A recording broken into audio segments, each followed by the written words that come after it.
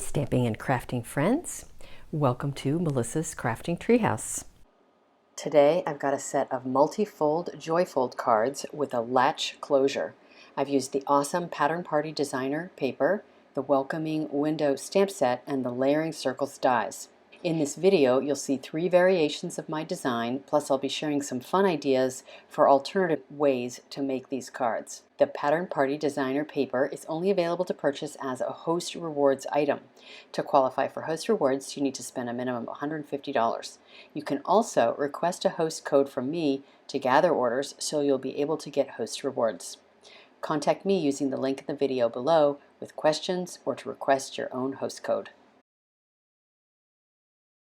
This is one of 3 current Stamp Club projects. Stamp Club members get a free class to go every other month, complete with project kits in the mail to make 2 each of 3 different designs. Club members also get free Stampin' Up! Products from me at the end of the club cycle. Plus, you can sign up anytime to join a club. So here is my first version of my card, and as you can see, that flap on the front essentially serves as a latch to hold the card shut. The card I'm going to actually put together today uses 2 other Designer Series paper patterns from the same pack of paper. So for this one I'm using the stripes you see here for several of my pieces, and then the other piece in pink for one of my other additional panels. So now you can see how the card opens and closes, and how there's essentially an internal card and then an external card. So my card base measures 4 1/4 by 11, and it's scored at 5 1/2, just like a traditional card. And then it's scored again at 2 3/4 inches, so which is half of 5 1/2. Now you're going to fold that left flap into the center, so it's a valley fold, or the low point. Now I'm going to start by attaching my large designer paper panel to the inside of my card, but before I do that I want to point out that all these Designer Series paper pieces in this pack have a neutral black and white background on the back side, which you could decide to use facing up instead of facing down. And you could also add some color to the panels that have some white space in them as well for some really fun alternative looks. So now on high speed, I'm just going to start attaching my Designer Series paper pieces, starting with the large inside panel for my card. Now I have 4 different pieces of Designer Series paper, so I've taken care of the first one. This second one is the panel that's going to go on the front of my internal card. This is a piece of cardstock measuring 7 by 3 1/2, folded in half, that internal card. I've used an alternating coordinating pattern for that piece to offset it from the rest. And now this is the piece that's going to serve as my latch for the card, and I'm going to pay attention when I attach this mostly to the edges on the left, top, and bottom, because the edge on the right is going to be covered up by the sentiment piece. So I just want to make sure that I've got even edges on all 3 of those sides. Now the piece I'm putting adhesive on right now is going to go on the outside of the card on that front panel that measures 2 3/4 by 4 1/4.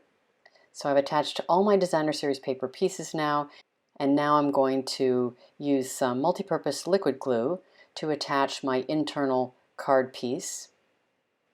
By using the multi-purpose liquid glue, I know that I can slide my card around a little bit and adjust the spacing as I want it to be. And the way I've attached mine is that it's not quite centered left to right. It's centered top to bottom, but not left to right. And I've got a little bit more room on the left than on the right-hand side. And by doing that, it will allow my latch to open and close relatively easily once I've assembled it. And now I'm going to work on attaching my latch piece. I'm going to be using some tear and tape on the back side of this piece, just on the left side, and I'm going to use 2 pieces so it will effectively hold the card shut. Now I don't want to use more than 2 pieces because if I do, I risk the possibility of actually sealing the card shut and I won't be able to open it. Now I'm ready to do my final step, which is the assembly of the sentiment piece and attaching it. So I'm going to start with putting some dimensionals on my latch piece on the right-hand side. I'm choosing to put it on the latch piece just to make sure I don't put it in the wrong place on the scallop edge circle, such that I seal the card shut on this side. So I'm essentially visualizing a half circle on the left side and placing 3 dimensionals in that position so that they'll be covered up when I attach the scallop circle to the front of that latch piece.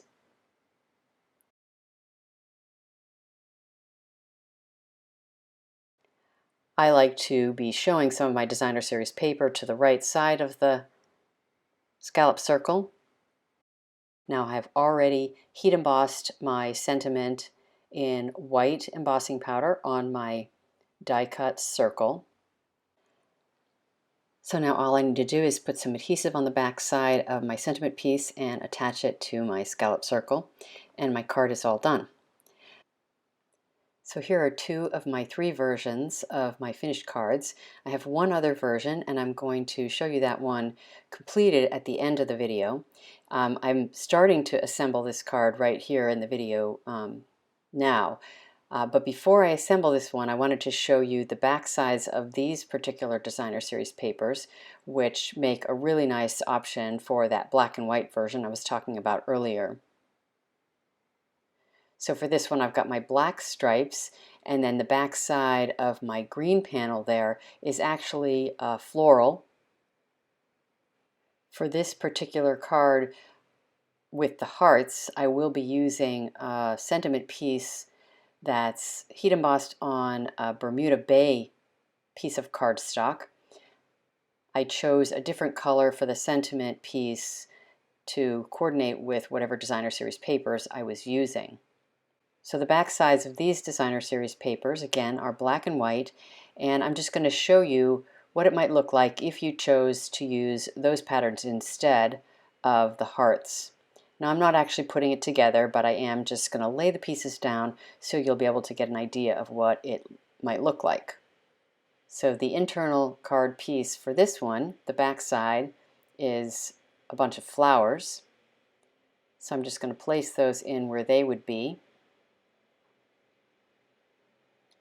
And because my front sentiment piece on this particular version is Bermuda Bay, if I were going to go ahead and assemble this version in this way, I would take some Bermuda Bay ink and maybe some other coordinating inks and color that floral piece, maybe even color in the flowers themselves. And I might even apply some color to the black and white stripe designer series paper as well. While I haven't finished a version in this way, I know that it would look really cool, and it's definitely worth a try. So if you are one of my club members receiving this kit in the mail, I hope you'll try out the black and white side with some color if you feel so inspired. As a reminder, this is one of 3 of the current Stampers Club projects. If you'd like to receive free classes to go in the mail, plus free Stampin' Up! Products, you may want to join my online Stampers Club. To learn more, click on the little I in the upper right-hand corner of your screen, or click on the link in the video description below. I hope you enjoyed my project today, and I look forward to seeing you again soon. If you enjoyed this video, please give it a thumbs up, share it with friends, and subscribe to my YouTube channel. Thanks for spending some time with me today, and happy crafting!